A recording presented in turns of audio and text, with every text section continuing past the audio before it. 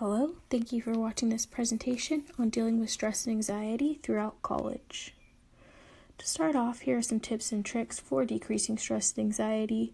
First couple being get enough sleep and eat healthy and whole meals. Both are important for being able to stay productive throughout your day. A big one is avoid procrastination as much as possible. While we all do this, we can do simple things throughout the day to eliminate our procrastination and to get more things done. And the last two are exercise and stay active and create a schedule and stick to it. While these look different for every single person, make sure you find out what that means for you and try and implement these on a day-to-day basis. Dealing with the unknown, especially right now, it's important to take it day by day, to give yourself breaks when needed, make reachable goals, and also connect with family and friends. Some simple steps to implement daily habits to reduce stress. The first one is write daily and long-term goals down. When you write down goals, it's easier to know what you need to do to complete them, and then being able to cross them off can really be a de-stressor so that you can see that you're actually headed in the right direction and getting things done. Second, make each little victory a win. Whether this means that you completed an assignment or made a healthy meal for yourself or called a family member that you needed to stay in touch with, whatever it means for you, make sure that you're focusing on those little wins throughout your day. Also, write down your assignments and check them off as you go. This is a huge step to help yourself de-stress. Once you see all the assignments, you have them laid out, it helps so that you don't keep it all in your head, and it can really de-stress your life and your head. Also, focus on your self-care and what that means to you. It looks different for every person, but really make a point every day to do something for yourself. Also, stress and anxiety within school. Make sure you create an organized place in your home for studying, clear from distractions. So I recommend not to do this in your bed. Have a place where it's not in front of the TV, where you can put your phone away and really focus on school and studying. Next, like I said before, write down a plan for studying. Do your best to follow it. This looks different for every person, but when you do write it down, it eliminates it from being cluttered in your mind. Also, communicate with others and stay present day to day, especially in these unprecedented times of COVID-19 and any other time throughout your life. It's important to communicate with those you're closest to and not only ask them if they need help, but also reach out to them if you need help. Also, don't be too hard on yourself. This is hard for most of us college students. We want those straight A's. We want to get that job right out of school.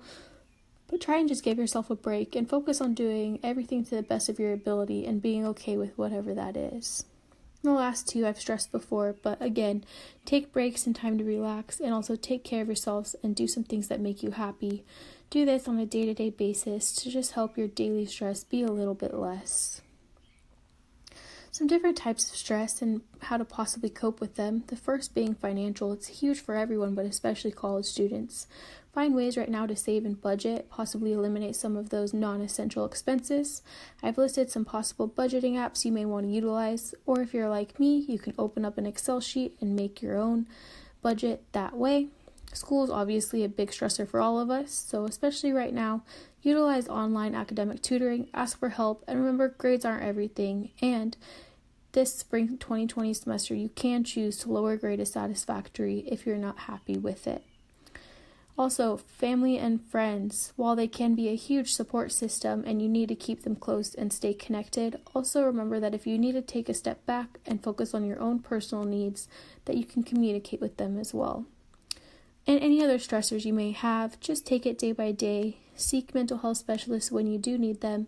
And remember, Coastal has a lot of online resources to utilize, especially during these unprecedented times.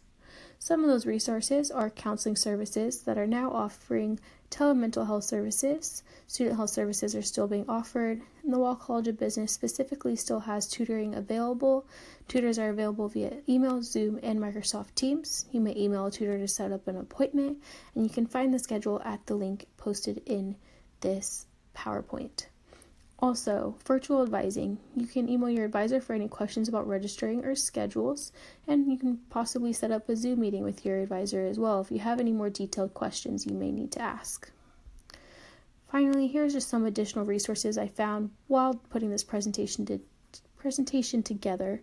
Some TED Talks that I found to be inspirational, an article on how to build a schedule and steps to stick to it, an article on identifying and dealing with stress, and finally, an article on how to take a step back and literally breathe. While we can do so many physical things to eliminate stress in our life, the biggest one, most simple one, is just learning how to breathe. All right, those resources and the coastal resources will be posted in the comments for your easy access. Thank you for showing up for you today, watching this presentation, and I hope that some of these tips help you to lower the stress and anxiety in your life. Thank you.